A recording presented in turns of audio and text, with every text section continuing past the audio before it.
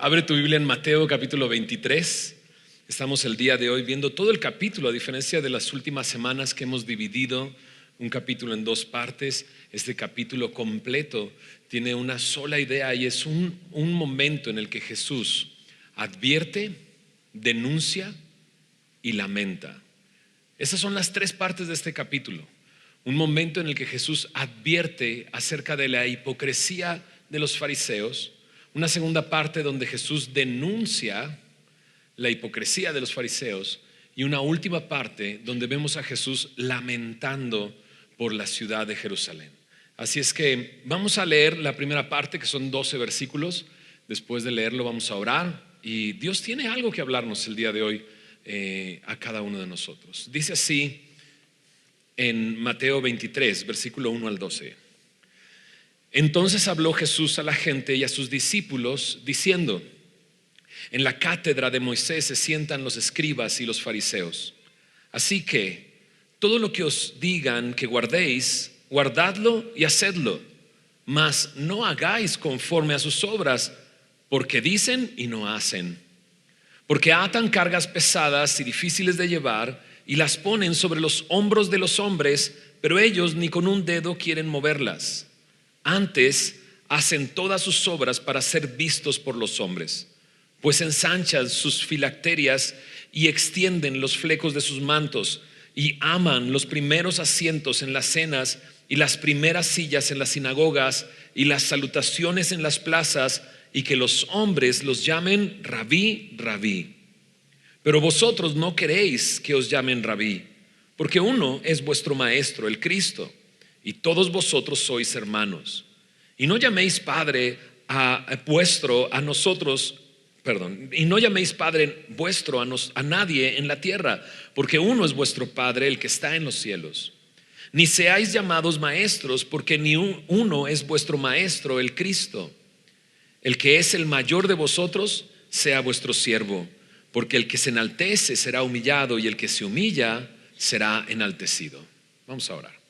Señor, gracias por permitirnos el día de hoy meditar en tu palabra. Queremos poner este tiempo en tus manos y rogarte, Señor, habla a nuestros corazones. Permítenos ver. Tu palabra dice que tu palabra está hecha para alumbrar nuestros ojos, Señor. Así es que alumbra nuestros ojos. Permítenos ver lo que tú quieres decirnos, escuchar tu palabra y recibirla, Señor, entenderla y que haya fruto en nuestra vida, Señor. Ponemos este tiempo en tus manos, Señor, en el nombre de Jesús. Amén, amén. Esta primera parte, como vimos en el verso 1, está dirigida a la gente y a sus discípulos. Y a partir del versículo 2 comienza esta advertencia y, como ya lo dije, continúa con una denuncia y con un lamento. Si tú tienes una Biblia con las palabras de Jesús en rojo, prácticamente todo el capítulo está en rojo. No nada más el 24 también y el 25 también.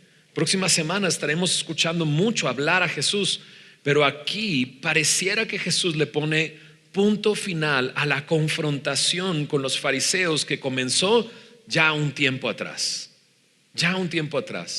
Los fariseos habían tentado a Jesús una y otra vez y le pusieron trampas, y la semana pasada lo vimos cuestionándolo o poniéndolo a prueba. Ahora a Jesús le toca hablar y tiene mucho que decirles.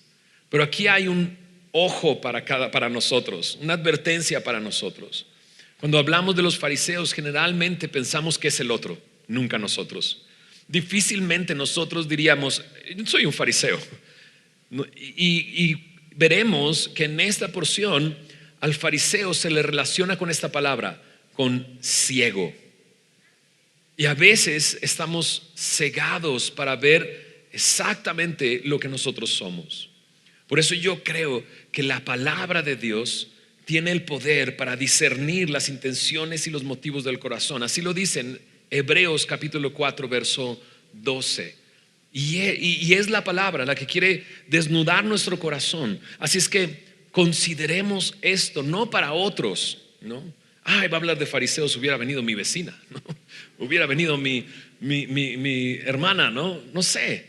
No, esto es para nosotros. No vaya a ser que viendo, ¿cómo? Que viendo no veas, ¿o cómo es? No hay ciego, sale, estoy como el champulín colorado. No hay peor ciego que el que no ve. No sea que no queramos ver. Si Dios te permite ver, recíbelo el día de hoy.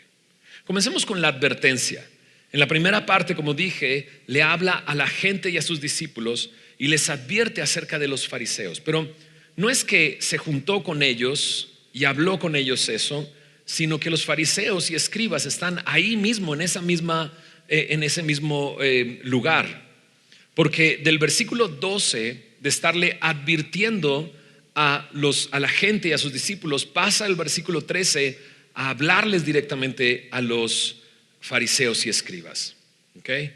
Y esto me hace ver una cosa, que los fariseos están escuchando la advertencia que está dándoles a sus discípulos. Y esto debe de ser muy fuerte, porque los fariseos en esa época eran vistos con admiración por el pueblo. Y Jesús lo que está haciendo en este capítulo es desnudarlos por completo y advertirles y luego denunciarles a ellos mismos su actitud. Checa lo que dicen los primeros 2 versículos.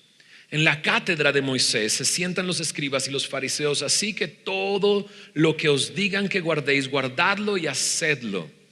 Lo primero comienza y dice: los fariseos están en esta posición donde ellos están enseñando, y su enseñanza tienes que escucharla, tienes que guardarla y tienes que hacerlo. Tienes que ponerla en práctica.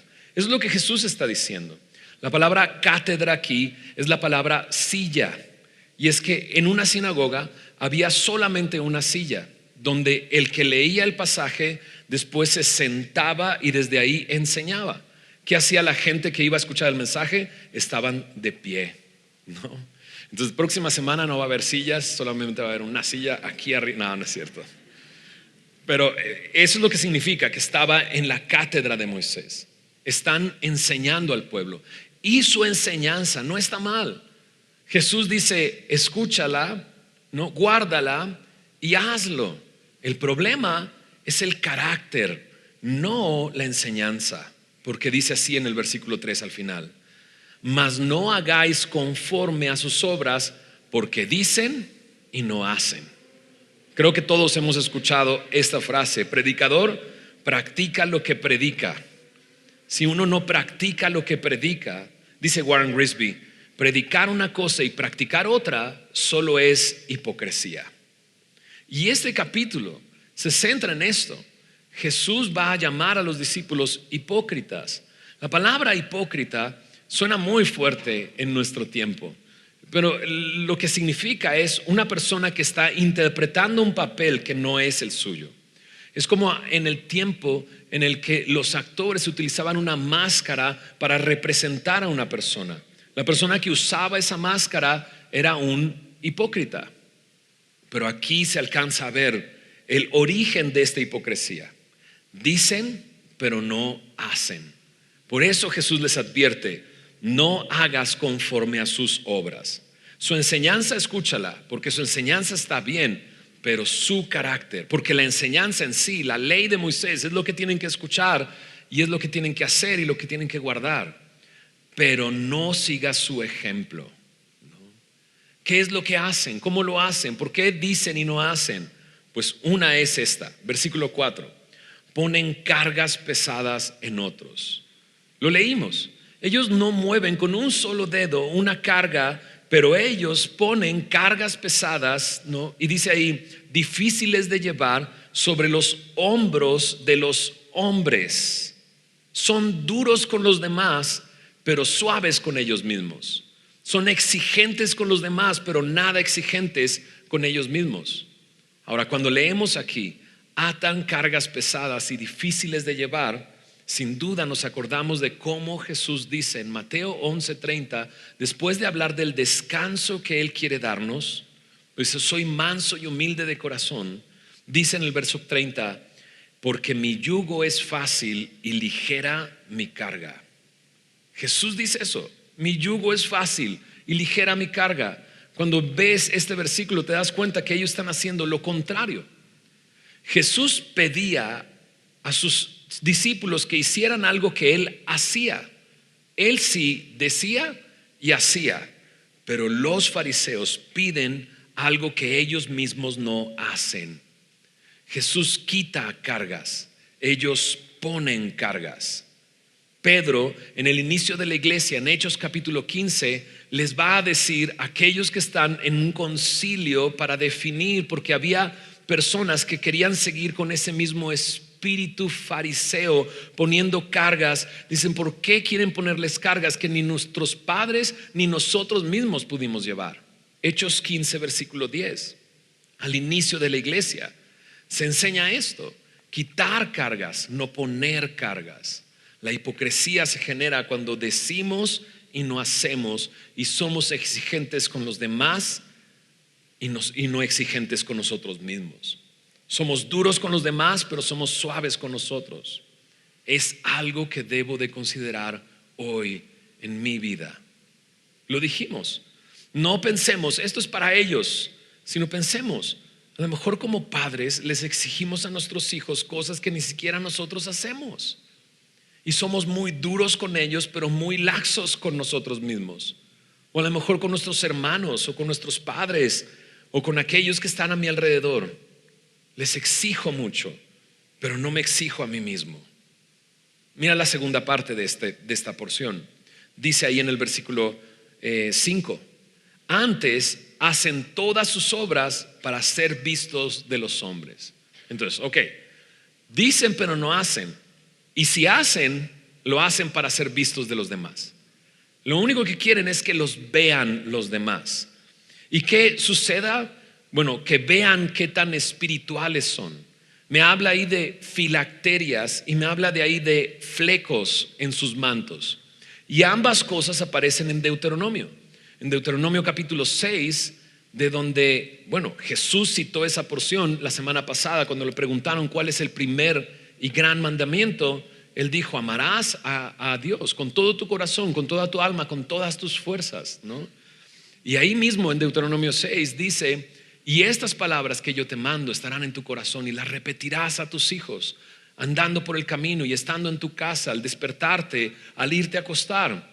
Y dice: y estarán como frontales en tu frente y estarán en tu mano. Bueno, esto se lo tomaron literal los fariseos y se hicieron unas pequeñas cajas que se llaman filacterias, que se amarraban con un cuero y entonces se lo amarraban y lo ponían aquí. Pero mientras más grande la caja, más espiritual, ¿no? En la mañana les decía que últimamente, en los últimos años, quizás los últimos 4 o 5 años, yo no sé por qué te voy a decir esto, y lo mismo dije en la reunión pasada. Los raperos se están tatuando la cara, así, se tatúan la cara, así, ponen una palabra acá, otra acá, y así. Y no es, es su gusto, pero lo hacen como para que te des cuenta, en el momento en que lo veas, qué es lo que representan. Y sabes, estos hombres eran algo así. Se ponían algo tan visual, tan frente a su cara, que en el momento en que los vieras podías decir: wow, mira, su caja es enorme, es más grande que la de aquel, ¿no? Este es más espiritual que este, ¿no? Y los flecos también aparecen en Deuteronomio capítulo 22, versículo 12. Ahí aparece que tienen que ponerse estas tiras o estos flecos en su manto, de tal manera que se acordaran del Señor. Y ellos lo que hacían era extenderlas. Y entonces mientras más largas. ¿Por qué?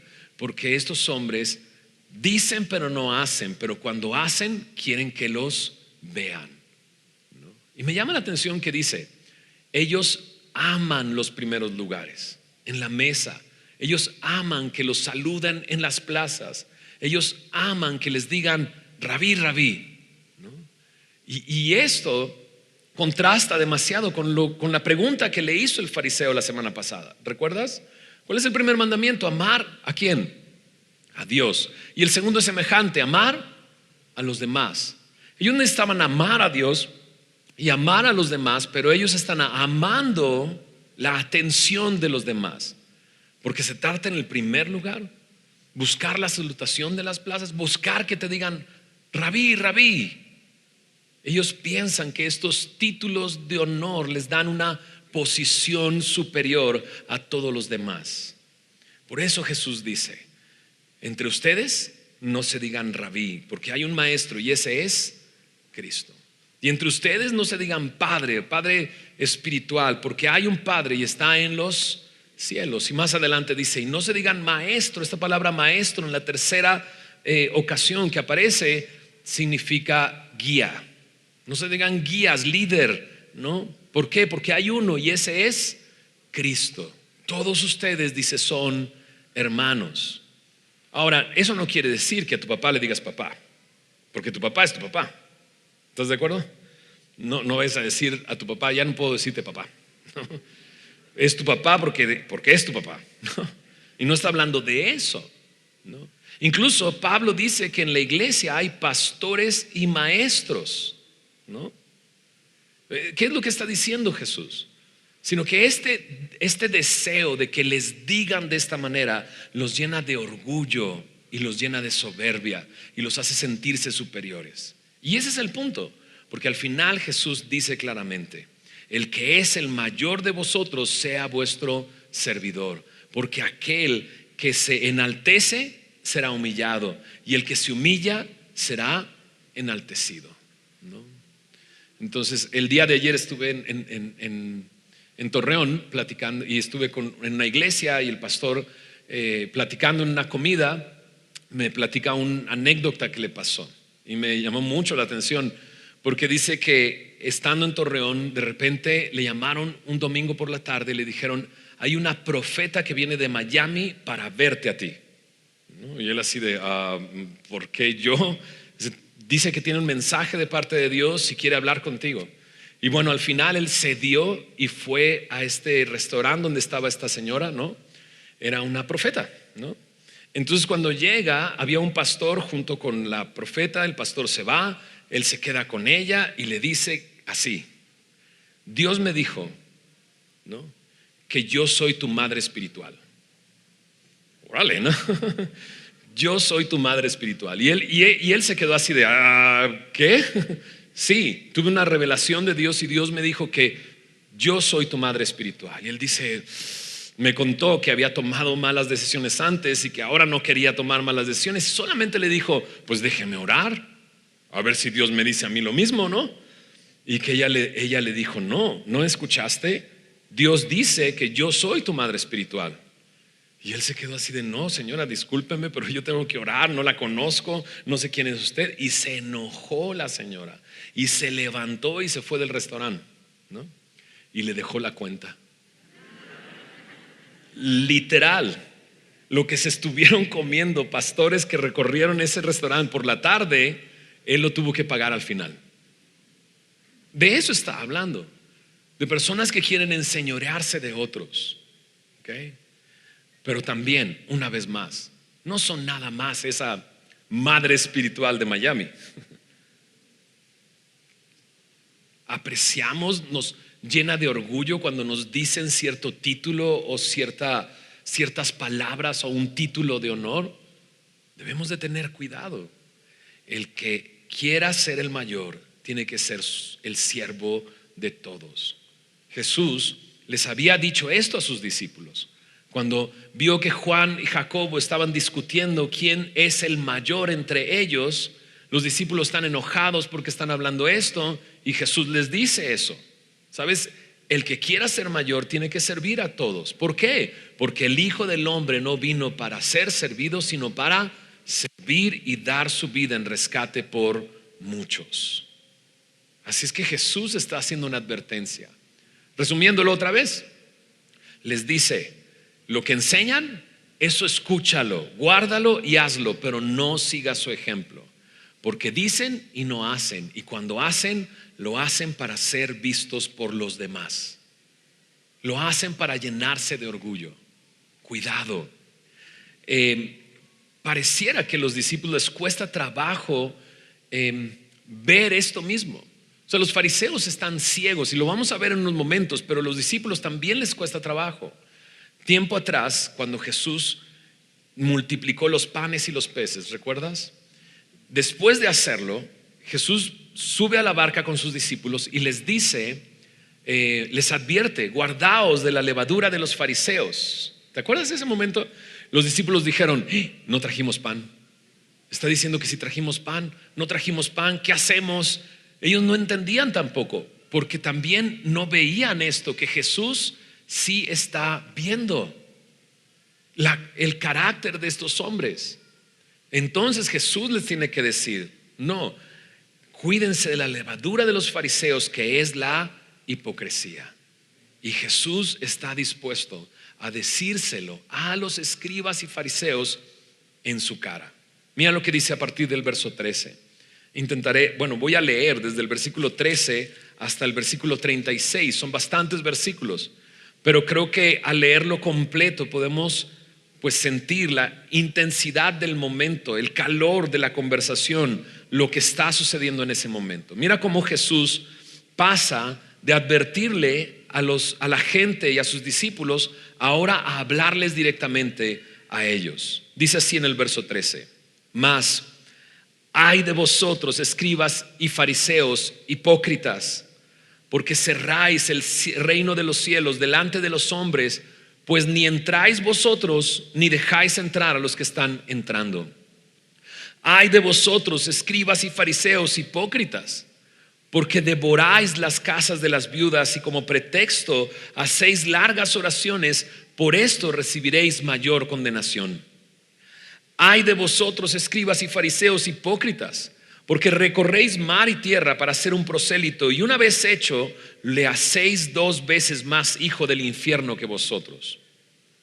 Ay de vosotros, guías ciegos, que decís: si alguno jura por el templo, no es nada, pero si alguno jura por el oro del templo, es deudor. Insensatos y ciegos, porque ¿cuál es mayor, el oro o el templo que santifica el oro? También decís: si alguno jura por el altar, no es nada, pero si alguno jura por la ofrenda que está sobre él, es deudor. Necios y ciegos, porque ¿cuál es mayor, la ofrenda o el altar que santifica la ofrenda? Pues el que jura por el altar, jura por él y por todo lo que está sobre él. El que jura por el templo, jura por él y por el que lo habita. Y el que jura por el cielo, jura por el trono de Dios y por aquel que está sentado en él. Ay de vosotros, escribas y fariseos hipócritas, porque diezmáis la menta y el eneldo y el comino, y dejáis lo más importante de la ley, la justicia, la misericordia y la fe. Esto era necesario hacer sin dejar de hacer aquello. Guías ciegos, que coláis el mosquito y traigáis el camello. Ay de vosotros, escribas y fariseos hipócritas, porque limpiáis lo de afuera del vaso y del plato, pero por dentro estáis llenos de robo y de injusticia. Fariseo ciego, limpia primero lo de dentro del vaso y del plato, para que también lo de fuera sea limpio. Ay de vosotros, escribas y fariseos hipócritas, porque sois semejantes a sepulcros blanqueados, que por fuera a la verdad se muestran hermosos, mas por dentro están llenos de huesos de muertos y de toda inmundicia. Así también vosotros por fuera a la verdad os mostráis justos a los hombres, pero por dentro estáis llenos de hipocresía e iniquidad. Ay de vosotros, escribas y fariseos hipócritas, porque edificáis los sepulcros de los profetas y adornáis los monumentos de los justos, y decís: si hubiésemos vivido en los días de nuestros padres, no hubiéramos sido sus cómplices en la sangre de los profetas. Así que dais testimonio contra vosotros mismos de que sois hijos de aquellos que mataron a los profetas. Vosotros también llenad la medida de vuestros padres. Serpientes, generación de víboras, ¿cómo escaparéis de la condenación del infierno? Por tanto, he aquí yo os envío profetas y sabios y escribas, y de ellos a unos mataréis y crucificaréis, y a otros azotaréis en vuestras sinagogas y perseguiréis de ciudad en ciudad, para que vengan sobre vosotros toda la sangre justa que se ha derramado sobre la tierra, desde la sangre de Abel, el justo, hasta la sangre de Zacarías, hijo de Berequías, a quien matasteis entre el templo y el altar. De cierto os digo que todo esto vendrá sobre esta generación. Está fuerte, ¿va? Está súper fuerte, intenso, ¿no? ¿Sabes? No me imagino a Jesús diciendo esto con la mirada así en el piso. No sé, la escena yo no sé, pero tiene el mismo impacto para mí que cuando llegó al templo y volcó las mesas. No lo veo mirando hacia el suelo, no lo veo así, lo veo mirando a los ojos a las personas que se los está diciendo. Y no creo que se los haya dicho así, de bajito, sino yo creo que subió la voz y se los dijo en su cara: hipócritas. Y no una vez, sino 8 veces. 8 veces Jesús dice: ay de vosotros, ay de vosotros, ay de vosotros. La palabra ay es un sonido que habla de dolor o de lamento. Y Jesús está lamentando. Es como si estuviera diciendo: tengo un dolor dentro de mí, hipócritas. Me duele demasiado, hipócritas. Eso es lo que está diciendo Jesús. Pero luego lo que dice después, ¿viste cómo le repitió? Ciego, fariseo ciego, guía ciego, ciego, ciego. Es muy enfático Jesús al hablarle todas estas cosas a estos hombres. Está Jesús poniendo el punto final. La confrontación comenzó meses atrás. Además, la primera vez que vimos a estos fariseos, los vimos en el bautismo de Juan. Fueron a ver el bautismo de Juan. ¿Recuerdas lo que les dijo Juan el Bautista? Generación de víboras. Así les dijo. ¿Quién les enseñó a huir de la ira venidera? Bueno, Jesús les está hablando así. Porque desde el momento en que Juan el Bautista llegó y predicó el bautismo del arrepentimiento, comenzó la confrontación con Jesús, tentándole. Han querido matarlo, han querido apedrearlo. Bueno, Jesús llegó al punto final. Esto es lo que tengo que decirles. Y les denuncia con 8 ayes la hipocresía que ellos estaban mostrando. En Mateo capítulo 5 comenzó el sermón del monte, se extendió hasta el capítulo 6 y 7. Pero ¿recuerdas cómo comienza el sermón del monte? Comienza con 8 bienaventuranzas. Y es muy curioso, pero estos ayes pareciera que encajan con los bienaventuranzas que encontramos a sus discípulos en el sermón del monte. Así es que vayamos poco a poco, una por una, de cada una de estos denuncias que Jesús está presentándole a ellos. La primera denuncia es esta, verso 13, primera denuncia, primer ay: cierran la puerta en lugar de abrirla. La primera bienaventuranza es: bienaventurados los pobres de espíritu, porque de ellos es el reino de los cielos.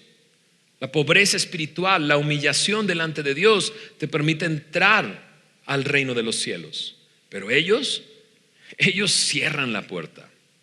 ¿Recuerdas la semana pasada cómo le dijo al intérprete de la ley? Ok, has contestado bien, no estás lejos del reino de los cielos. ¿Te acuerdas que lo dijimos? Dijimos, no está dentro, no está lejos, pero no está adentro. Pues ahora ya nos damos cuenta que no está adentro, pero aparte no deja entrar a nadie a que tengan una relación con Dios y salvación, a que sean partícipes del reino de los cielos. Jesús los denuncia y les dice: ni entran ni dejan entrar a los que están entrando. Es como si se pararan en la puerta y yo no pienso entrar, pero tampoco te voy a permitir a ti entrar. En mis notas tengo: qué miedo. Qué miedo que por ti alguien no entre a la esperanza y la salvación que Jesús tiene para ellos. Ahora dijimos, el contraste está la primera bienaventuranza, los pobres de espíritu. Pero ellos, al todo por el contrario, quieren ser vistos por los demás, llenos de orgullo y de soberbia. No entran y no dejan entrar. El segundo ay está en el versículo 14 y tiene que ver con un grupo vulnerable en ese momento e incluso el día de hoy.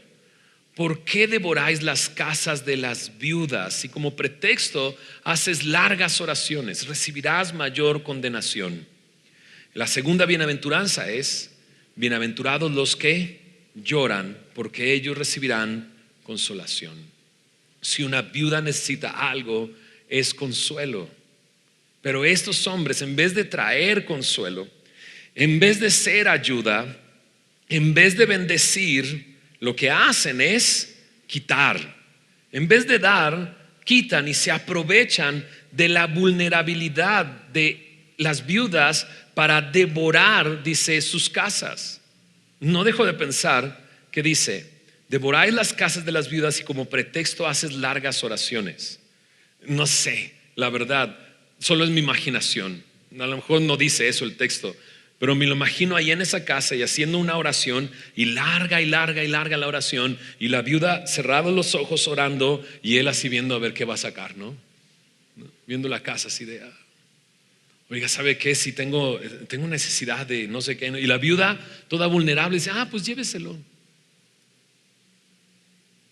Otra denuncia: en vez de traer consuelo a los que lloran, están devorando las casas de las viudas.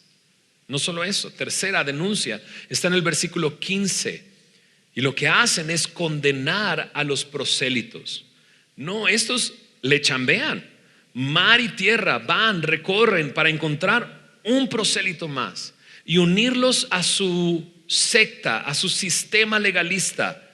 Predican y predican, pero ¿qué predican? Pues ya lo sabemos. Y hacen, dicen, pero no hacen. Y cuando logran tener un convertido a su sistema, lo condenan. La frase es muy fuerte: le hacéis 2 veces más hijo del infierno que vosotros. La frase hijo del infierno habla de hijo de condenación. Básicamente dice: los están condenando 2 veces. Ahora, ¿cuál es el contraste? La tercera bienaventuranza es: bienaventurados los mansos, porque ellos heredarán la tierra. Pero estos hacen un convertido, hacen un prosélito y luego lo condenan. Y es que ningún sistema legalista, ninguna religión puede darte vida o darte salvación. Nosotros sabemos por la Escritura que no hay otro nombre dado a los hombres en que podamos ser salvos, solamente en el nombre de Jesucristo. Es que solamente Jesús puede dar vida. Cuando ellos los unen y los convierten, los condenan doblemente. Cuarto hay, versículo 16. Ahí, este es un poco más extenso. Me habla de juramentos. Ellos daban una lección: no jures por el templo, jura por el oro del templo. No jures por el altar, jura por la ofrenda del altar. Y eso es lo que hacían. Ahora, ya en el Sermón del Monte Jesús dijo: no jures ni por el templo ni por el cielo. Y dice: mejor que tu sí sea sí y tu no sea no. Cualquier otra cosa de mal procede, les dijo Jesús. Pero aquí creo que es el primer momento en que les dice ciegos. Y es porque ellos no alcanzan a ver el valor de lo que están siquiera diciendo. Porque entonces Jesús dice: o sea, ¿juras por el oro del templo? ¿Qué tiene más valor, el oro o el templo? Pues el templo, porque el templo santifica el oro. Igual, dices que no el altar sino la ofrenda. Pero ¿qué es lo que le da valor a la ofrenda? Que está en ese altar y que está siendo santificada por el altar. Entonces ellos no entienden el valor de las cosas. Y creo que esta frase oro y ofrenda, ¿no? Algunos comentaristas dicen tiene que ver con la manera en que ellos se beneficiaban.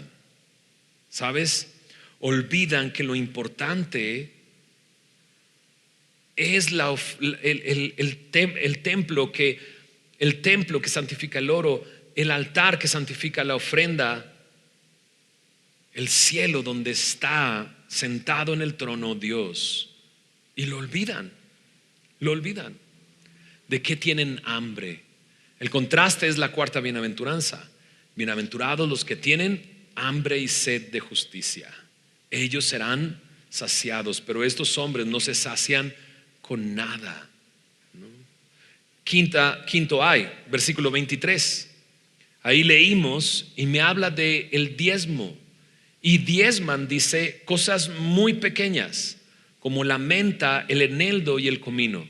Estas tres cosas son especies dentro de la comida. Solamente es eso, ¿no?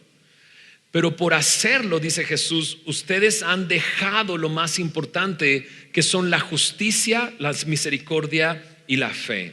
Verso 24 dice, guías ciegos. Y creo que aquí una vez más están cegados y no pueden ver qué es lo importante. Creen que lo importante es agarrar su plantita de menta y dedicar tiempo a contar cada una de las hojas, y después de contarlas, sacar el 10% de esas hojas y llevarlas allá. Pero de la misericordia, de la justicia y de la fe se han olvidado. Su manera de ver lo importante está cegada. No pueden ver las proporciones. ¿Te das cuenta en el verso 24? Dice, coláis el mosquito y te tragas el camello, ¿no? Entonces tenían una bebida, puede ser vino, puede ser agua, ponían una tela y la pasaban por la tela para filtrarla y que ahí se quedara el mosquito, porque ¡ay, qué asco el mosquito!, ¿no? Pero dice Jesús, pero te tragas un camello. ¿No alcanzas a ver la proporción? Porque tú le das mucha importancia a tu eneldo y a contar cada ramita de eneldo para entonces dar tu diezmo, pero te olvidaste de lo importante, que es la justicia, la misericordia y la fe. La quinta bienaventuranza es: bienaventurados los misericordiosos, porque ellos hallarán misericordia. Pero ellos se han olvidado de la misericordia. El sexto hay, están muy en silencio ustedes. El sexto hay está en el versículo 25 y 26. Y el séptimo es muy parecido. De hecho, el primero tiene que ver con decirles: limpias lo de fuera del vaso y del plato, pero lo de adentro está sucio. El siguiente hay, la séptima, habla de un sepulcro. Los sepulcros estaban blanqueados, hermosos, pero dentro lo único que tienen son huesos de muertos y están llenos de toda inmundicia. Y tiene que ver con eso. Se encargan de lo externo. ¿Por qué? Porque dicen y no hacen, pero lo que hacen lo hacen para ser vistos por los hombres. ¿Y qué es lo que ve el hombre? Lo que está afuera. En 1 Samuel 16:7 dice: Jehová no mira lo que mira el hombre, pues el hombre mira lo que está delante de sus ojos, pero Jehová mira el corazón.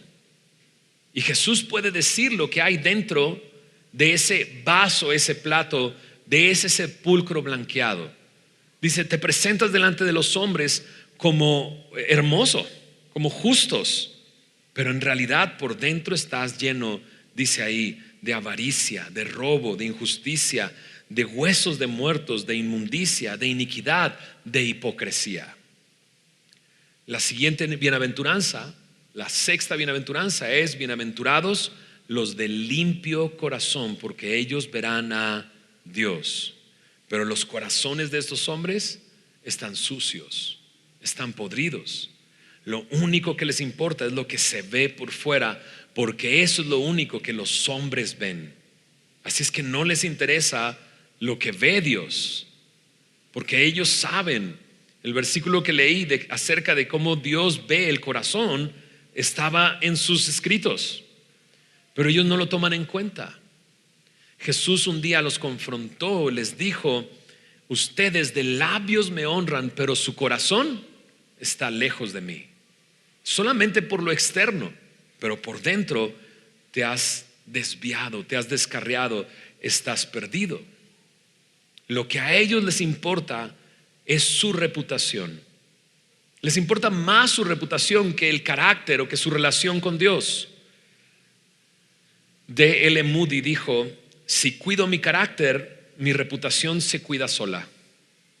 Sí, debemos de enfocarnos en nuestra relación con Dios y Él se encargará de tu reputación. Pero cuando te enfocas en tu reputación, descuidas completamente tu relación con Dios y puedes de repente darte cuenta: mi corazón está lleno de mugrero, de avaricia, de hipocresía. A partir del verso 16 hasta donde hemos leído, Jesús repitió la palabra ciego varias veces. En el verso 16 les dijo ciegos, en el verso 17 les dijo insensatos y ciegos, en el verso 19 les dijo necios y ciegos, en el verso 24 les dijo guías ciegos, y en el verso 26 les dijo fariseos ciego. ¿A qué conclusión llego? No lo pueden ver ellos. Se han cuidado de la apariencia y han quedado ciegos a su propia condición. ¿Recuerdas cómo Jesús en el sermón del monte les dijo: no juzgues a los demás para que no sean juzgados? Porque tú juzgas a tu hermano por la paja que tiene, pero dejas de ver la viga que está en tu ojo. Ellos no alcanzan a ver la condición en la que se encuentran. Como decíamos, sus discípulos igual. Cuando escucharon de la levadura de los fariseos, pensaban que hablaba de pan. Ellos están ciegos. Y por último ay, que aparece en el verso 29. En el verso 29 leímos acerca de los profetas y los sepulcros de los profetas. Había monumentos hechos para los justos y estaban ahí. Y dice Jesús: ustedes los edifican, ustedes los adornan, e incluso se atreven a decir: si hubiéramos estado en ese momento, nosotros no seríamos cómplices, nosotros no hubiéramos matado a los profetas. Pero Jesús dice: pues al decir eso, estás testificando que tú eres hijo de aquellos que mataron a los profetas, y del tal palo, tal astilla. Hijo de tigre, pintito. Ustedes están siguiendo la misma línea. ¿Por qué dice eso Jesús? Porque eso es lo que han estado mostrando todo este tiempo. Incluso Jesús se atrevió a decirles dos parábolas, ¿recuerdas? Hablando de este hombre que tenía una viña y que mandó a un mensajero para recolectar los beneficios de esa viña, y lo golpearon, y luego mandaron a otro y lo golpearon, y mandaron a otro y lo mataron, y el dueño dice: voy a mandar a mi hijo, a él lo van a respetar. Pero ¿qué hicieron? Lo mataron, pensando que se podían quedar con esa heredad. Bueno, aquí están ellos y están siguiendo los mismos pasos que sus padres. Para empezar, eran mentirosos. Nosotros no seríamos cómplices, pero están puestos para agarrar a Jesús y matarlo. Y no solamente eso, Jesús habla hacia adelante y dice en el verso 34: los van a matar, los van a crucificar, los van a perseguir, los van a azotar en sus sinagogas. Ustedes van a hacer esto. Así es que son mentirosos y homicidas. En Juan capítulo 8, verso 44, Jesús les dijo a estas mismas personas: ustedes son hijos de su padre el diablo, Satanás. Porque Satanás es mentiroso y homicida desde el principio, y ustedes están haciendo sus deseos. Ellos están haciendo esto. Limpian las tumbas, pero en realidad ellos están dispuestos a acabar con Jesús. Y lo que hace Jesús es darles una lección de historia de principio a fin. Les dice: ustedes lo que están haciendo es hacer que venga sobre ustedes la sangre justa desde Abel hasta Zacarías. Y en la historia del pueblo de Israel, el primer hombre que muere en manos de alguien que se siente que merecía pero no recibió fue Abel. Porque Abel presentó su ofrenda y a Dios le agradó la ofrenda y Abel. Y Caín presentó su ofrenda. Dice en Hebreos que Abel la presentó por fe, Caín no la presentó por fe, presentó su esfuerzo. Pero entonces Caín, al darse cuenta que Abel sí fue recibido y él no, terminó matando a Abel. Y Zacarías, su historia está en el último capítulo de Segunda de Crónicas, y en la porción cronológica ese es el último de los profetas. Y Zacarías en ese último capítulo denunció a los que estaban frente a él, diciéndoles: ustedes abandonaron al Señor, ahora el Señor los abandonará. Y entonces, por orden del rey mismo, tomaron a Zacarías, lo apedrearon, lo mataron entre el templo y el altar. Ellos están haciendo esto. De hecho, hay una frase aquí, el verso 32 dice: vosotros también llenad la medida de vuestros padres. Lo leí muchas veces, dije, ¿qué quiere decir esto? Vosotros también llenad la medida de vuestros padres. En una traducción más sencilla, Nueva Traducción Viviente, dice: sigan adelante y terminen lo que sus antepasados comenzaron. Solamente termina lo que comenzaron tus antepasados. Es lo que tienes que hacer. Me recuerda a Judas y cómo Jesús le dice: lo que vas a hacer, hazlo más pronto. Llegó el momento. Jesús está poniendo el punto final a su denuncia, porque lo que sigue después de aquí, bueno, Jesús va a pasar un tiempo con sus discípulos hablándoles del fin del mundo y la venida de su reino en el capítulo 24 y 25, pero para cuando lleguemos en el capítulo 26, Jesús será arrestado, azotado, juzgado injustamente y al siguiente día crucificado. Lo que comenzaron sus antepasados, más vale que ya lo termines. Jesús les dice: serpientes, generación de víboras. Ok, está muy fuerte. Pastor, era más fácil que pensemos en alguien más, ¿no? Pero si pensamos en nosotros, creo que es importante pensar en nosotros. No queremos estar ciegos a esto. Si decimos y no hacemos, estamos siendo hipócritas. Si hacemos para ser vistos, dices, no, ahí ya sí me agarró, ¿no? Porque nos pasa, y muy seguido. Queremos hacer las cosas para que nos vean los demás, para que nos digan: wow, qué increíble eres, ¿no? Pero luego, después de cada uno de estos ayes, imagínate el peligro de estar a la puerta y no dejar entrar a alguien, de poner cargas en otro, pero no ponerlas en mí ni siquiera. Ni siquiera atreverme a moverla con un dedo. ¿Te imaginas estar pensando en cómo aprovecharte de alguien cuando esa persona en realidad necesita consuelo? Y en vez de dar, le quitas. Creo que cada una de estas podríamos convertirla en una prueba para cada uno de nosotros y decir: estoy siendo así, estoy viviendo de esa manera, me la paso limpiando lo externo, pero por dentro estoy podrido. Cuando leemos toda esta porción y cada una de estas denuncias, nos preguntamos: ¿estará Jesús enojado porque se los barrió por completo? Y como digo, yo creo que se los dijo en la cara, a los ojos. ¿Está enojado? Mira la última porción de este capítulo. Esta última porción es el lamento que encontramos en este capítulo. Dice el verso 37: Jerusalén, Jerusalén, que matas a los profetas y apedreas a los que te son enviados. ¿Cuántas veces quise juntar a tus hijos como la gallina junta sus polluelos debajo de las alas? Y ¿qué dice ahí? No quisiste. He aquí vuestra casa os es dejada desierta, porque os digo que desde ahora no me veréis hasta que digáis: bendito el que viene en el nombre del Señor. Este es el lamento de Jesús.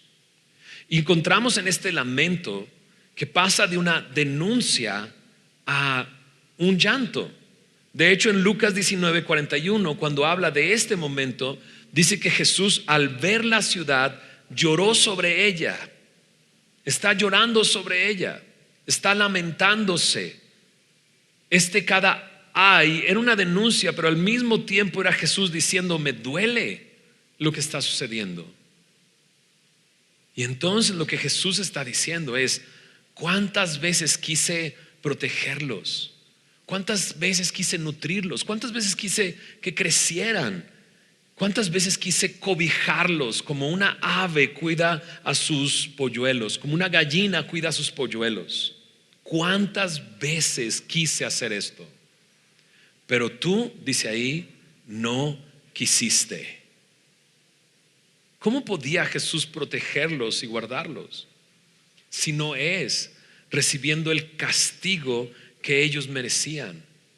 La manera en que Jesús nos protege y nos quiere librar y nos quiere nutrir y nos quiere dar vida es Él dando su vida por nosotros. Pero ellos lo han rechazado. Tú no quisiste, dice Jesús, porque yo quise una y otra vez. Y sabes, esta última porción me da mucha esperanza. Una vez más, no pongamos los ojos en los demás, eres un ciego, sino pensemos si nosotros estamos cegados. Y si Jesús está abriendo un poco, dice su palabra, que su palabra es más cortante que toda espada de dos filos y penetra hasta lo más profundo y separa, dice, el alma del espíritu. Lo que hace es mostrar las intenciones y los motivos del corazón. Y yo quiero pensar que por medio de este capítulo Dios nos ha atravesado y nos ha desnudado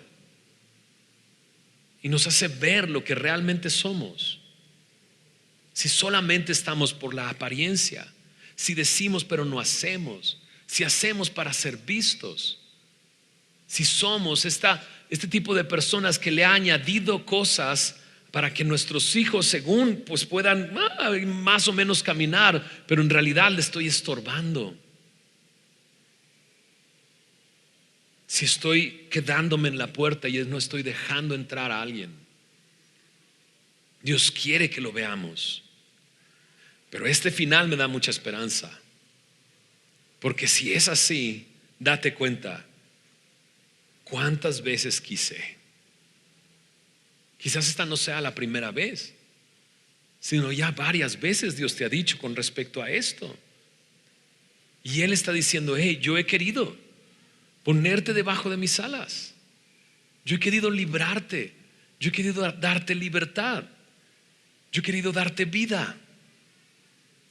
La pregunta es, ¿yo quiero? Porque ellos no quisieron. Ellos no quisieron. Ahora me encanta el final de esta porción. Dice, bueno, no el primer versículo, el penúltimo: vuestra casa os es dejada desierta, porque eso va a suceder. Y en el año 70 el templo iba a ser completamente destruido. Sino la siguiente parte: ya no me veréis hasta que digas, bendito el que viene en el nombre del Señor. Y esto está hablando de la venida del Señor Jesús, ¿no?